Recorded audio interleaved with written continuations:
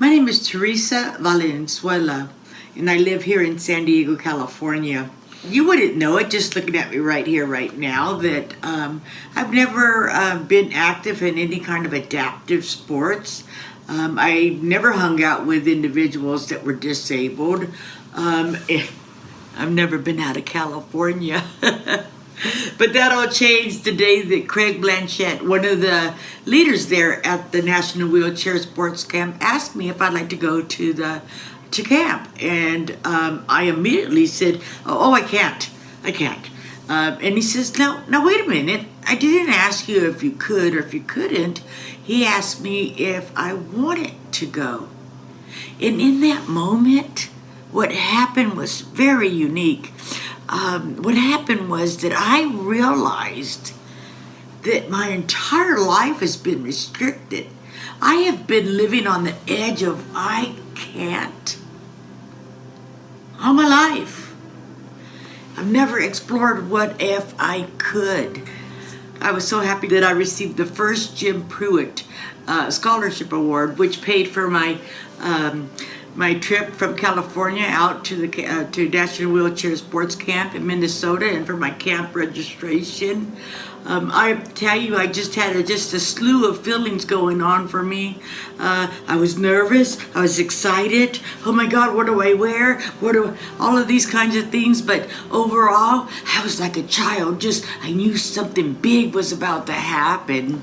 So, but before I get to that, before I get to the camp itself, I feel like I need to let you know a little bit about my background and why camp was so significant for me. At the time I was 56 years old, and I had a lot of limiting beliefs. Again, my life was very restricted. And what I mean by that is I had limiting thinking. I showed up like a victim. I see now, it's very understandable as to why at the age of 27, I picked up that .38 caliber pistol, pointed it at my chest, and pulled the trigger. I didn't mean to pull the trigger, but it was too late for that. I felt completely naked in front of God, and He can see right through me. There was no need to deny or lie. He flowed right through me. He can see everything. And it was in that moment that He saved my life. But the aftermath of that suicide attempt was devastating. The PTSD, the pain that caused, that I'd caused not only myself, but my family members who loved me as well. I was able to stay sober for the next 12 years of my life and get back to school and do what I needed to do for myself, to transition into a wheelchair and to go from there. However, that dreadful day came again. After 12 years of sobriety, after shooting myself, now disabled and partially paralyzed from the waist down, I took another drink. And what I can tell you is, it only got worse. I hit bottom after bottom. I've been beat up, I've overdosed, I've been robbed, I've even been hospitalized as a result of my drinking and using drugs. But for the life of me, I could not stop. I realized at one point, towards the final bitter end of 10 years of really hard living, that I was just going to be another statistic, drug addict, invisible to the world, that nobody cared about or would even miss. My life was over. The music had died. There was no color, no vibrancy. I had come to the end of myself. And it was then that I fell to my knees and asked God into my life.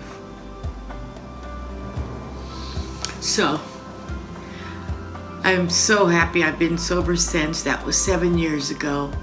I'm so happy that I said yes to Wheelchair Sports Camp, because I've been living on the edge of I can't for so long. I finally got to see the other side of that, of I can. And what I mean by that is I said yes, and I took that flight to Minnesota, scared as I was. And when I got there, the environment, the greenery, the people, everybody was so happy. We're talking about everybody was in a wheelchair. I never seen so many individuals in wheelchairs, from veterans to children, and they were all happy. Now you and I know that every single one of them, including me, have had a battle to struggle through, have undergone hardship. But you wouldn't know it by looking at them. And another thing, nobody ever, not once, asked me, what's wrong with you? Why are you disabled? There's no need for that there.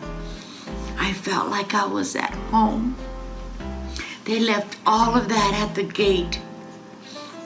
And inside, we enjoyed ourselves. I went for the first time horseback riding. I went water skiing. It's not only about the events and the things that we get to do, but the people. It's the people that are there that makes all the difference. Not only the participants, but the staff and the volunteers that take their time to so willingly come and help and assist us. I knew right then when I came back that I had to find a way, a means for me too to be involved. And I did just that. I immediately found an adaptive sailing program, and I've been a member ever since for the last 2 years. And guess what? I just won my second Southern California Yachting Association race. I won 2 of them so far. This one is 3rd place. I have friends that are disabled, and we all hang out together. I get to experience San Diego, California like very few people. From the outside looking in, from the water looking at the port, and it is beautiful. My heart is swollen with what happened to me. It didn't just change my life by going to this National Wheelchair Sports Camp. It changed the trajectory of my life. It changed my mindset to not I can't anymore, but I can. I'm reminded of the verse John 5:8. When Jesus tells the paralytic that has been sitting at the pool for 38 years, he asked him if you want to walk. I think that's what Craig Blanchett was asking me. Do you want to walk? Then take up your mat and walk. I'm still using a wheelchair, but I sure know how to stand against the counter. I took up my bed and I walked. Miracles happen. Again, I really hope that you find it in your heart to support National Wheelchair Sports Camps so that others can also enjoy and experience what I did. It's called transformation.